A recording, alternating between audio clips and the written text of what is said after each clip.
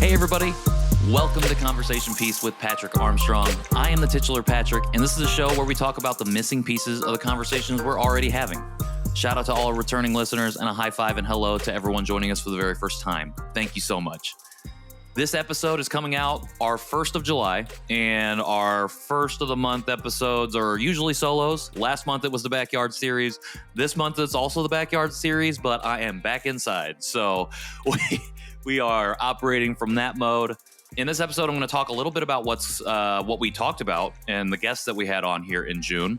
I'm going to talk a little bit more about Joyride, just sharing a couple thoughts and really diving into adoptee as an identity and not just a plot device. And I'm also going to talk a little bit about what's coming up in July. We've got some great guests and some really fun announcements that are coming up. So make sure you stick around to the end of the episode to check out all that information. And I guess in between, or before I make those announcements, I'm also going to talk a little bit more about my trip to Korea, which as of this release, I am currently in, I think. Not 100% sure, but we're going to go ahead and say that I'm there. So let's go ahead and dive right into the show. In June, we had 3 amazing guests, 3 amazing conversations. And I hope if you haven't had a chance to check them out, that you go ahead and do so. You can do so on YouTube or wherever you get your podcasts. Make sure you subscribe. If you subscribe to our newsletter, you'll get information on all of our episodes every Monday right to your inbox. So you'll be the first person to know about new episodes, old episodes, and any fun stuff that we have coming up as well. But in June, we had Paul Lapito, a LinkedIn friend that I connected with a long time ago and have been following for a few years now as I do my journey over there.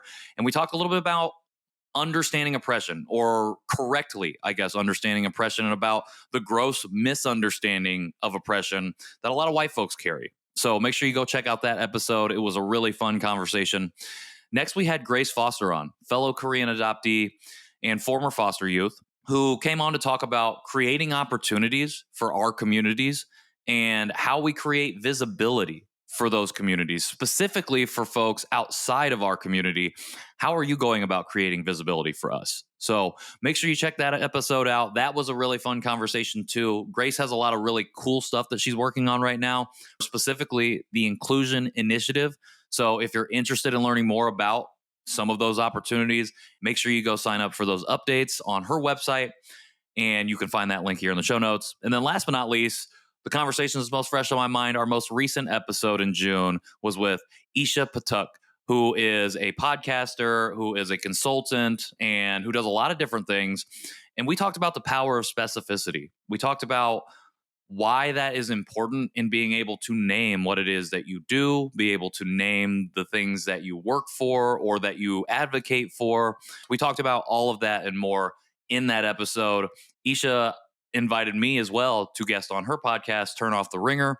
And I don't know when that episode's coming out, but make sure you stay tuned and subscribe to her show to be able to check that out when we have that conversation. That was really fun as well. Isha is incredible. We connected on Instagram and just really hit it off. There was a lot of alignment in terms of the conversations that we wanted to have, the kinds of things that we wanted to address that might be missing from those conversations, just like we do here on the show. So really enjoyed all those conversations. The biggest things that I took away would be just how different all of our lived experiences are and how different our understanding of those things are. And what I really liked about each one of these guests that I had on, Paul, Grace, and Isha, was each person's commitment to wanting to better understand other communities and the communities that they don't hail from, but they know that they intersect with. And I feel like that's something that I want to do more of and be mindful of, are the other communities that I don't know enough about.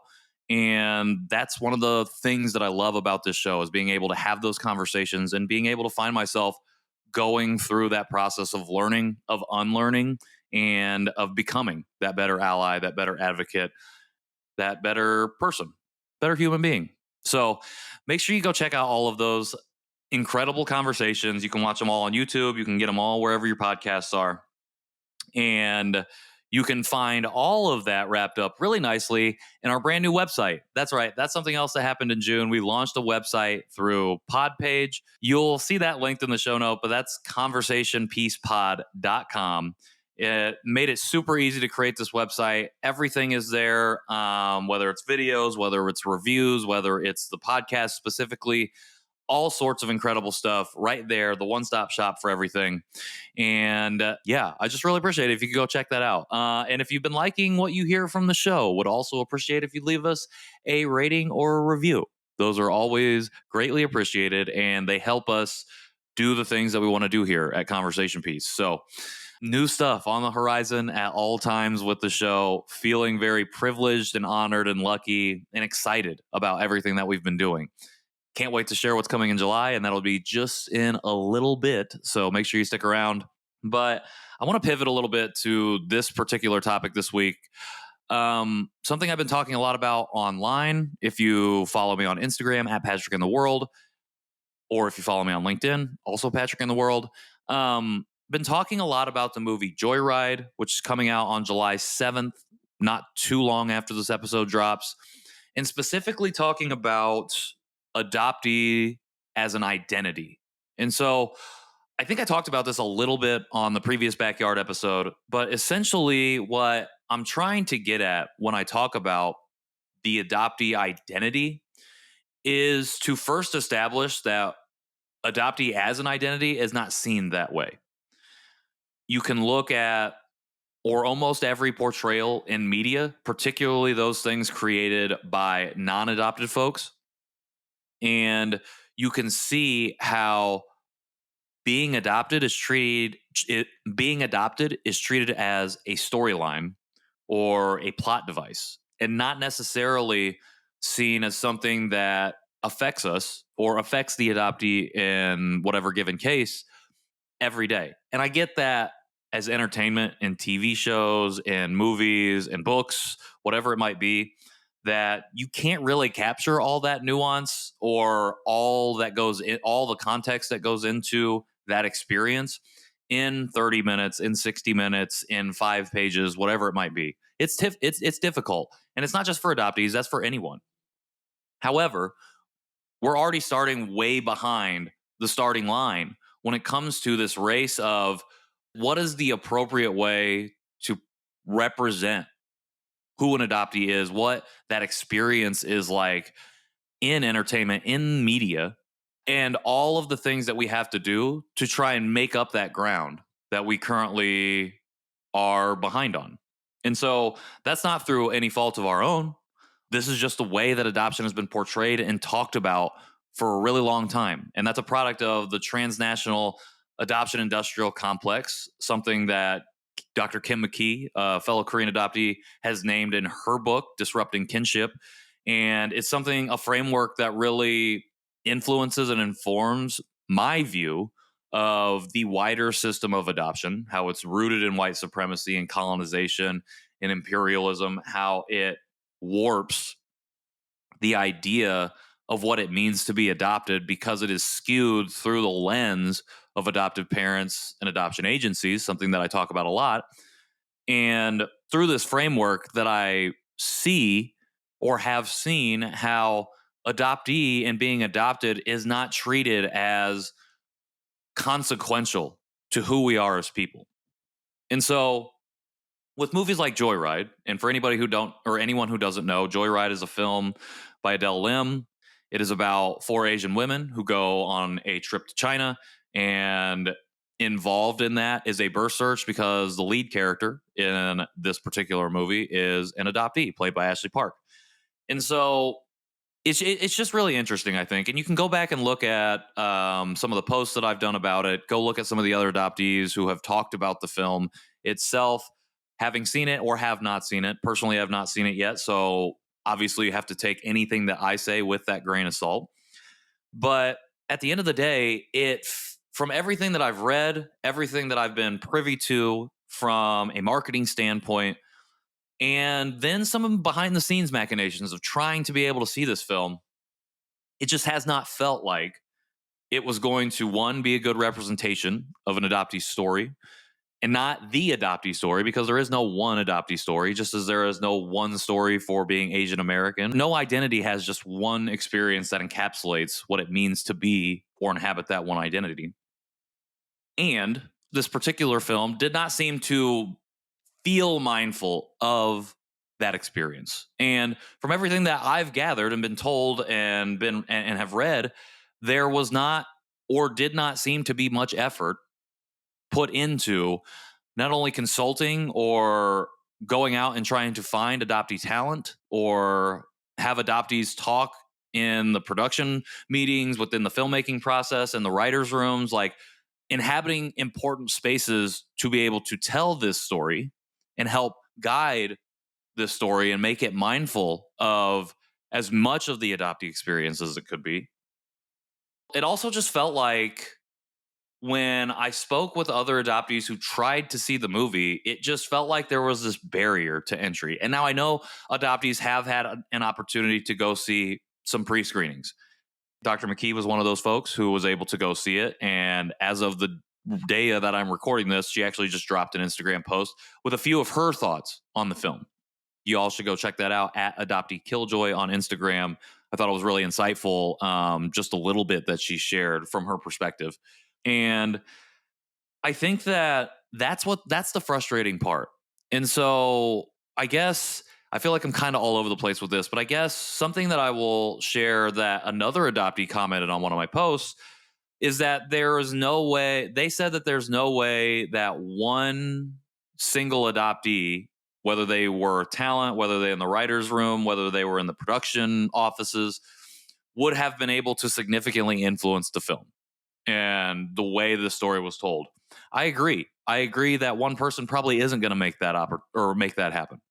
However, I would also argue and challenge that by having none of us in those spaces, we are again allowing folks who do not carry that lived experience to author our stories, which is historically the way that adoption has been told and it has been narrated and operated since the beginning of adoption, not just international or intercountry adoption, but adoption domestically, the forced removal and displacement of indigenous children, of enslaved Black children. Um, that's just how it is. It's told through the lens of the guardian, of the adoptive parent, or the people facilitating that adoption. And it just feels like this is another one of those situations, not in like not in the like deliberately harmful ways that indigenous erasure, Black erasure through the forced removal of their children was and is. It's simply that when we think about our wider diaspora that we're a part of, specifically Asian adoptees, the wider Asian diaspora, it feels like this was a huge missed opportunity for us to be able to be in those spaces, whether it is just one. Like, we have to be able to make these steps forward in order to appropriately and mindfully be able to tell these stories. And again, I haven't seen the film, so grains of salt with everything that I share. And according to Dr. McKee, she says that it moves the needle forward for our community, and that's great. I love that. I'm excited about that, and that makes me want to see the film to be able to have a little bit more informed opinion on everything that I've been sharing about it, I guess. And I still am very adamant that we needed to be in those spaces. And something that she names in her post is that all of this marketing around the film coming out, there have not been adoptees or adoptee advocacy groups who have been interviewed, who have been talked to about this movie, to be able to share their opinions from their lived experience on, hey, how was that portrayal? How did that come out for you? How were you affected by this? We haven't heard that or seen that. We have to actively go to these things or hope that we have the privilege to be invited to go see in order to form that prior to the movie coming out. And we shouldn't have to, okay, I say we shouldn't have to demand that opportunity. And I do realize that historically marginalized groups have to demand those things. It just feels like it just sucks that we have to demand it from our own broader diaspora. And that's one of the problems. And I don't blame anybody specifically for that happening. I understand the systemic issues at play here to get a movie like this made. I understand that there are barriers to big budget studios in Hollywood being willing to put their money behind something like this. I get that. And I don't want this film to fail. I want it to succeed because for the broader diaspora, it is important. It is important that we see this type of representation on screen. So that way we can continue to make movies like this. And if it succeeds, we have more opportunities, even for the adoptee community, to go ahead and make films like this to have a better chance of getting the funding, of getting the support that we need in order to tell these stories. And I also think that we have to be mindful of why we choose to incorporate certain elements into the plot that we do. One of the best questions I think I've seen posed from folks in our community about this movie is, did they really need to use adoption as a plot point? Did this person need to be adopted for this film to be able to move forward and be a coherent, intelligent story? And again, haven't seen it, so I can't say. I'll be interested to share my thoughts after having seen it about whether or not that could have been the case. I've spoken with a few adoptees who feel like that wasn't the case. They didn't need to use adoption. Then I've seen other folks, other adoptees who have seen the movie and have talked about it, who say that it was good. And if Dr. McKee is saying that it moves the needle forward for our community, I am inclined to believe her. Because at the end of the day, in our community, we have to be able to look to the folks who work in the scholarship, who have been doing the work longer than folks like myself, and who have been putting themselves out there to bring nuance and balance to this dominant narrative that we find ourselves operating under. And so it's a whole lot. It's a whole lot. And I guess at the top of this, I said I was going to talk about adoptee as an identity. And I hope all of that makes sense in that context, because at the end of the day, again, why was adoption used as a plot point? Why is it ever used as a plot point?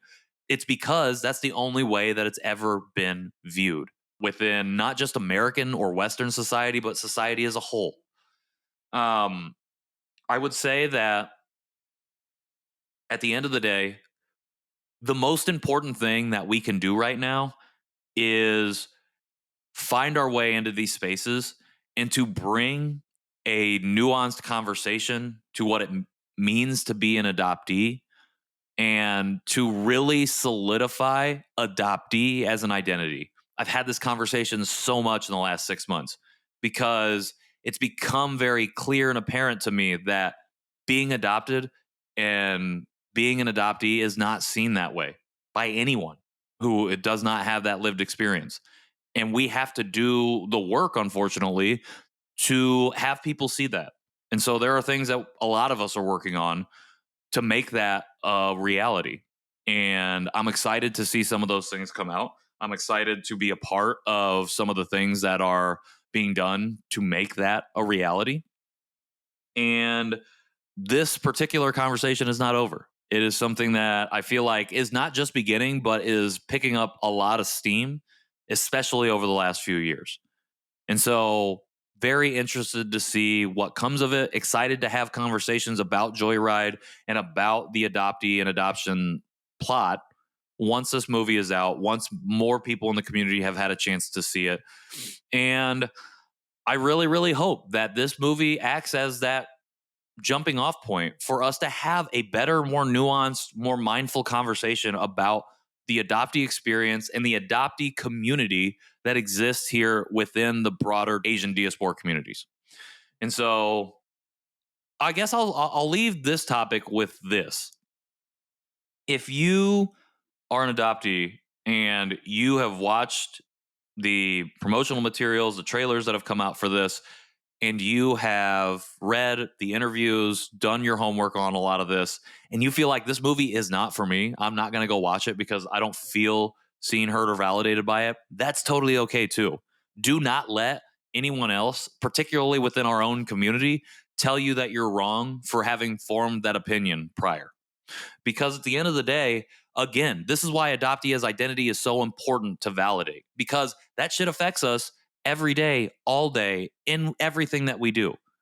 And if your materials cause someone to be triggered or traumatized because of that, and they choose not to see the film and have that specific opinion, that's okay.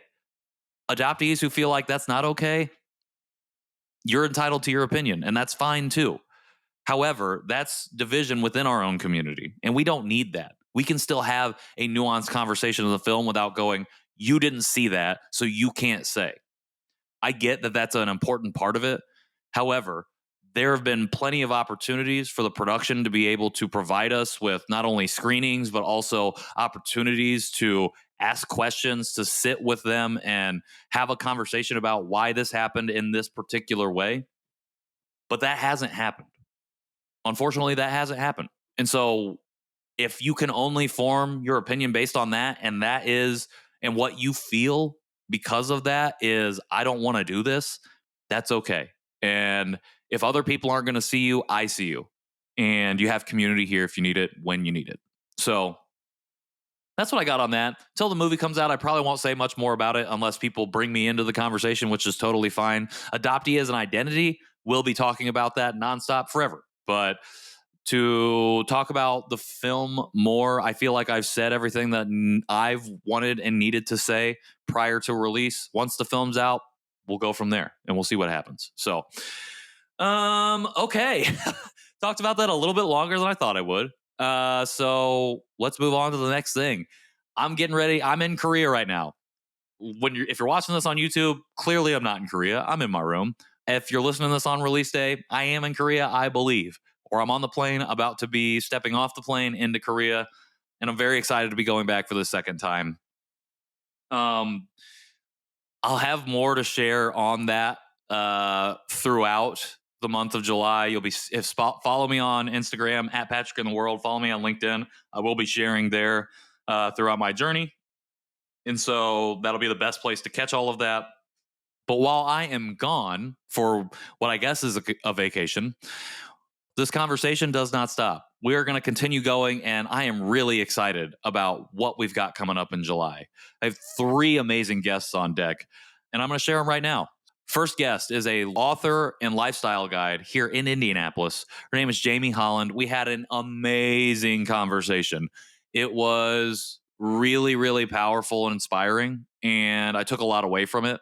And I'm really excited to be able to share that with you. That'll be the first conversation that comes out after this episode. The next episode, next week, make sure you tune in for that.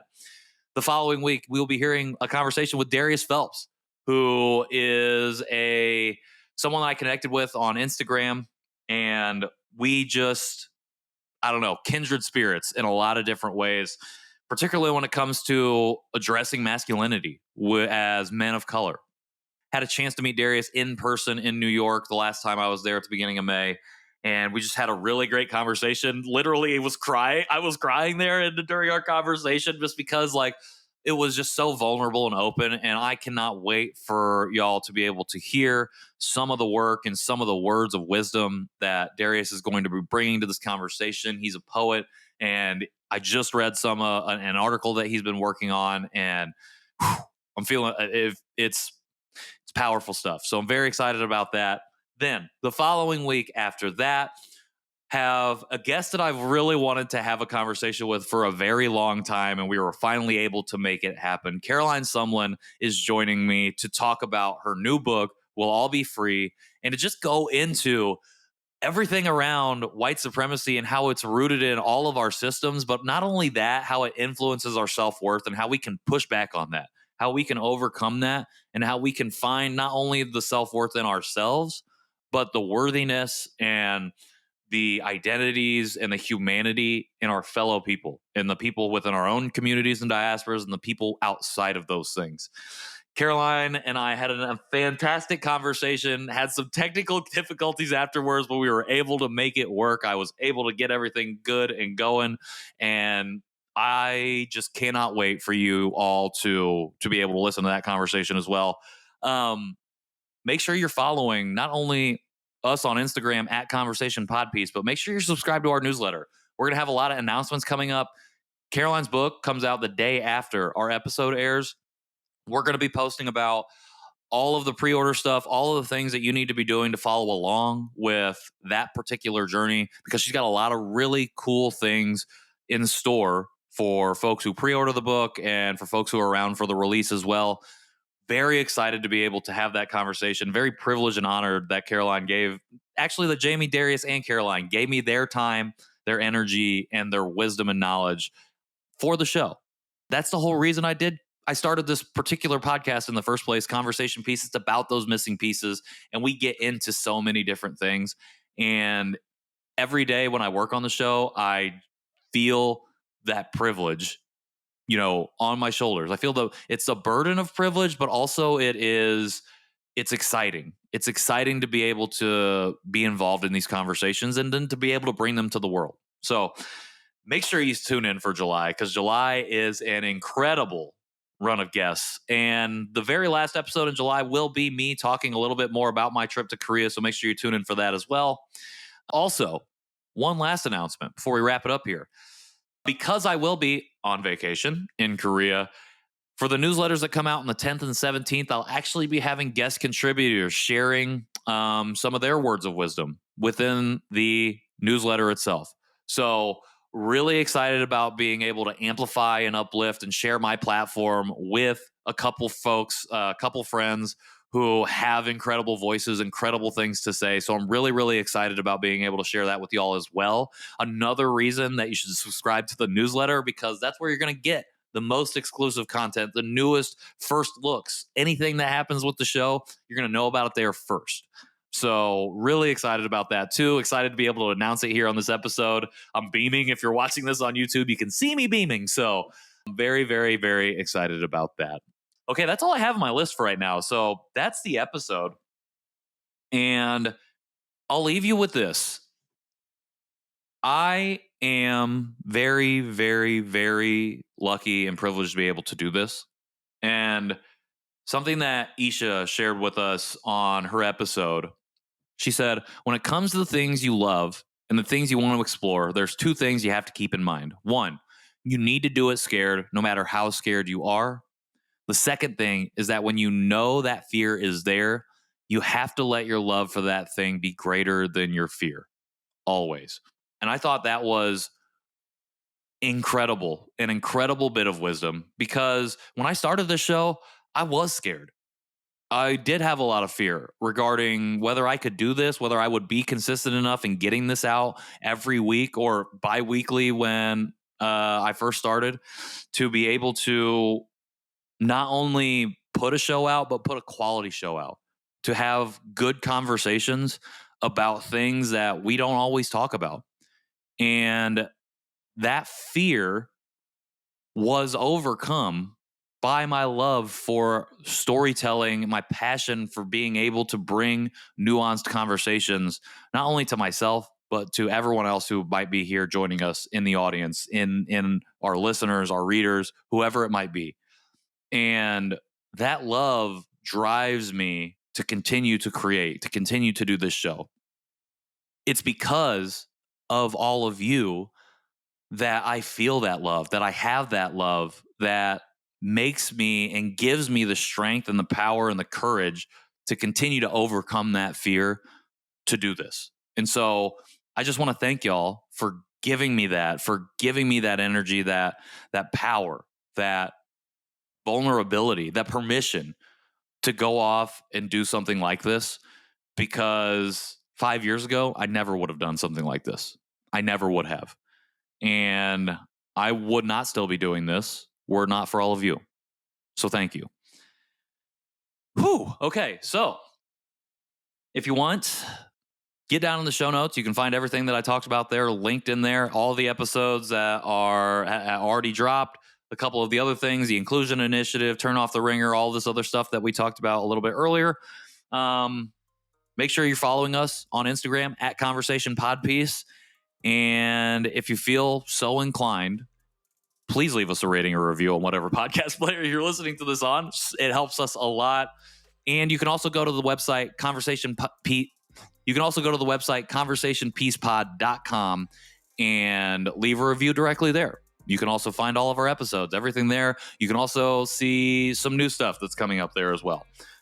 Make sure you subscribe to the newsletter. You can do that at conversationpeacepod.com or by going to the link in our bio and clicking on whichever one says subscribe to the newsletter. That's where you're going to get all the new stuff. That's where you're going to see the most exclusive announcements, most exclusive content. You're going to be able to check in and see these incredible people who are contributing to the newsletter this month in July. Oh, and last but not least, if you want to support the show in any way, just hop in my DMs.